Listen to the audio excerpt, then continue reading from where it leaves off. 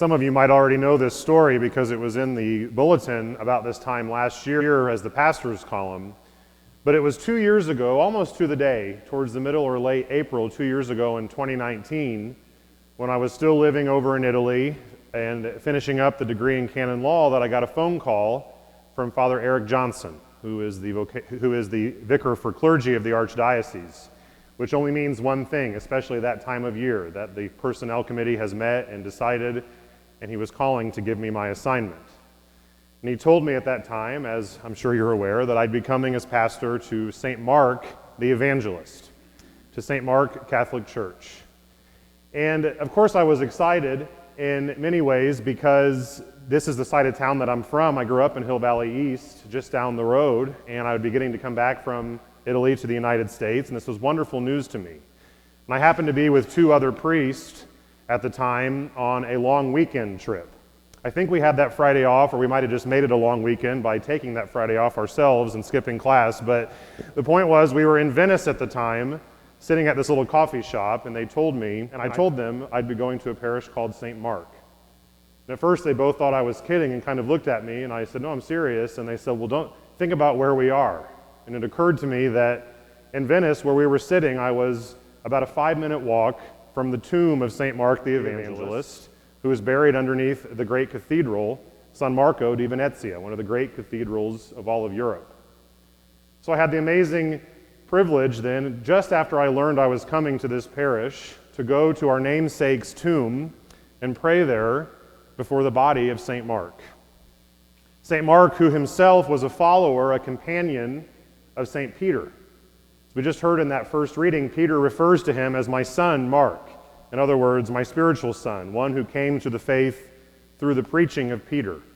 And it was through the words of Peter, through the stories of St. Peter, right from the mouth of the Prince of the Apostles, the first pope, that Mark learned about and heard the stories of Jesus Christ that he would eventually write down in a book, the book from which we just heard proclaimed. Tradition tells us that Mark's gospel is the oldest of the 4 canonical gospels, the first to write such a book about the story of Jesus Christ that we believe to be divinely inspired by God himself. At the very beginning of his book, he uses a word in Greek, evangelon. This is the evangelon of Jesus Christ. In the Old English, that word evangelon, which means good news, was translated into Godspell. Godspell, which became gospel. And so every time you hear the word gospel, keep in mind that it's Mark that coined that phrase, precisely because it is the good news that we proclaim. In the second reading, St. Paul tells us that it's his obligation, his duty to proclaim this good news, to preach the gospel. Woe to me if I do not share what I have learned and heard from those who came before, from Christ himself. And that, I think, brothers and sisters, is the great mission of being an evangelist, to go and to preach the gospel. What an amazing privilege we have here at St. Mark, that our patron saint, our namesake, who we celebrate on April 25th, on this day, his feast day, was the first and one of the great 4 evangelists that spread the message of Christ to every corner of the world. Fast forward from almost 2,000 years ago to 1947. When Bishop Schulte at the time told the young Father Schaefer, who would become Monsignor Schaefer, to start a church on US 31 in Edgewood. At this time, we'll see some renderings of what our property here, our beautiful church, looks like, which I know you're all very familiar with. At the time when we started St. Mark, the very first building that was built was the north wing of the school, the part of the school that has that little white tower. That had the chapel in it, a few classrooms, the offices. That was the beginnings of St. Mark Parish here on the south side. But very shortly after that, of course, we built a church that we could worship in as a permanent structure to be our first church, what is now referred to as Schaefer Hall. This is 1947. The parish continues to grow, continues to become more vibrant. This area, the south side, continues to grow, and it very quickly becomes apparent that we had outgrown the old church. So in the early 1990s, we built this church, this beautiful church that we are in now, to be able to house and more fully accompany those who are a part of this parish. And brothers and sisters, since the early 90s, we have continued to grow, especially in the last 10 years or so. In an amazing way, this parish has continued to grow. Our ministries, which address anyone who comes here, from our youngest parishioners at their baptisms, their first reconciliation, first communion preparation, Sunday school, through confirmation, our numbers continue to rise.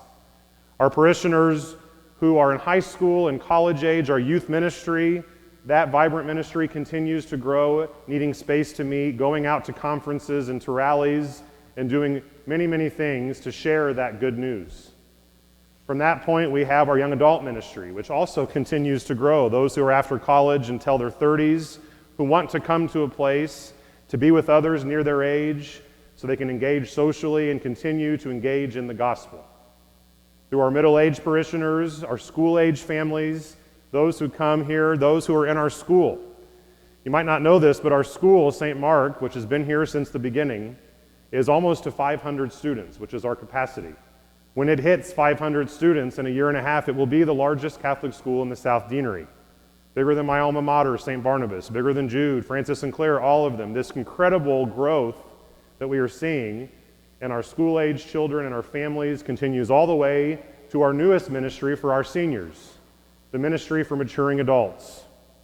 The MMA has been recognized nationally by other dioceses as an incredible program to engage seniors who have so much to share from all of their years of being parishioners with their wisdom and all of the things that they have for us. All of this is to speak of incredibly good news that is happening here at the parish. A parish which has grown in diversity, which has grown in vibrancy, which has welcomed immigrants, which has welcomed refugees from all over the world. The story of St. Mark is an incredible, incredible story. And on this weekend, as we celebrate our patron and celebrate our parish, we also are launching a capital campaign, a campaign which is called Growing in the Good News. This campaign will address two major areas. First of all, we will preserve the legacy that we have inherited. Those buildings which we saw in that flyover, we will make sure we take care of and fix the major issues that need to be addressed in deferred maintenance. All of the concrete around the church. Pay attention as you go out to the steps and the sidewalks. They're not meant to be gravel, but they're slowly turning into gravel. We'll have those repaved. The ramp on the north side of the church, which wraps around that side, which is rather steep and often freezes and is difficult to use. The entire ramp will be taken out, redesigned, and put on the other side of the steps with heated pipes under the concrete, much more shallow so it won't freeze, and it's much more accessible for all of our parishioners who need it. Along with all of the concrete and paving and the ramp, this beautiful steeple, which is the symbol of St. Mark for anyone that drives by on US 31. It leaks. And our intention, our hope is that when it rains outside, that it does not also rain here inside the church. And so we will address the leaking steeple with a structural fix. It will not change the look of it, but it's a more than just caulking and flashing to stop the water from getting in. The boiler of Schaefer Hall, which is well over now 60 years old and on its last leg, will be updated to a modern HVAC system. These big ticket deferred maintenance issues will be addressed so that the buildings that we have inherited can continue to function for us in the years to come. But along with preserving our legacy in this campaign, the good news is such that we will also secure our future. All of those ministries and many, many more that I talked about, all of the wonderful things going on, we need more space to be able to meet and grow and develop and continue what we have going. And so our plan for securing our future involves this entire courtyard behind the church, between the school and the church. The old convent, our parish offices, is also well past its lifetime. The building, unfortunately, needs far more work than we are able to give to it. And so we will be tearing that building down and putting in new offices where it is, a single-story structure so that it's accessible and it's in a new building that we do not have to keep dumping money into. Along with that, and behind that, there will be a new structure of a parish hall, a large new parish hall, which will for us be a space for our largest gatherings. Up to 350 people can fit with tables and chairs. And this building will be for those big events, fish fries, fried chicken dinners, the dinner dance, reverse raffles, wedding receptions, any time that our parish as a whole wants to come together to have the space to be able to do that. This new parish hall will also function as a full-size gymnasium. Schaefer Hall, our old church, a beautiful space, was never meant to be a gym and is far too small to be one. And so the new space will allow them to host home games with fans for CYO, will be dividable for multiple practices at once, will be the space for the school's PE classroom. Because it will have a large kitchen with it, it'll also be the school's cafeteria, meaning that the kids no longer have to cross rain, storm, and snow to come eat or to come into PE class. When that happens, everything over there in Schaefer Hall can be repurposed so that we can use it as flexible meeting spaces, to be used even during the day or in the afternoon when it's normally used by the school and CYO. So that, as I said, all these ministries can have space to spread out and continue to grow.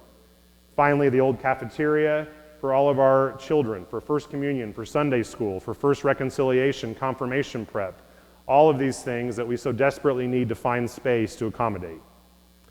Finally, on the south end of this building, we'll have two new preschool classrooms with their own little bathrooms so that the entry point to the school, the pre-kindergarten, has a new space dedicated for it, and the classrooms that were being used for it can be opened up for desperately needed resource and testing and special needs areas.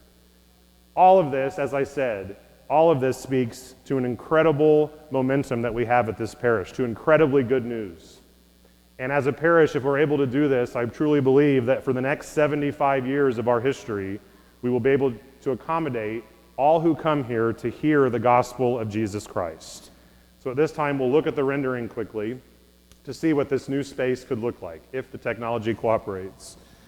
In the gray is the existing building, and you can see the new ramp on the other side of the steps to come off by the handicap spots with the heated concrete.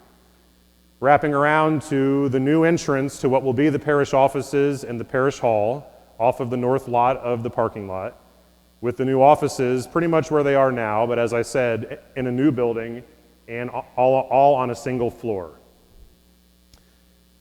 This large parish hall / gymnasium / cafeteria will have windows in it as well so that there's natural light. And on the south face, you can see the new pre-kindergarten.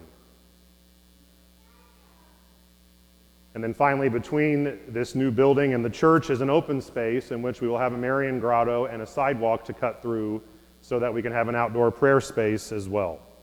That courtyard is a perfect area for us to be able to use this. It was almost as if Monsignor Schaefer meant it to be able to grow and expand, which, as it turns out, he did, from the old church to the new church to the rest of our facilities. Facilities are not everything in a parish. I understand that very well, but they are very important. And this will enable our facilities to match where we are as a parish. So on this Sunday, as we celebrate St. Mark the Evangelist, as we honor our patron, let us also celebrate our parish and the good news that is going on here. And there'll be more information in the announcements about how you can learn more about this capital campaign and how you'll be able to participate to grow in the good news here at St. Mark.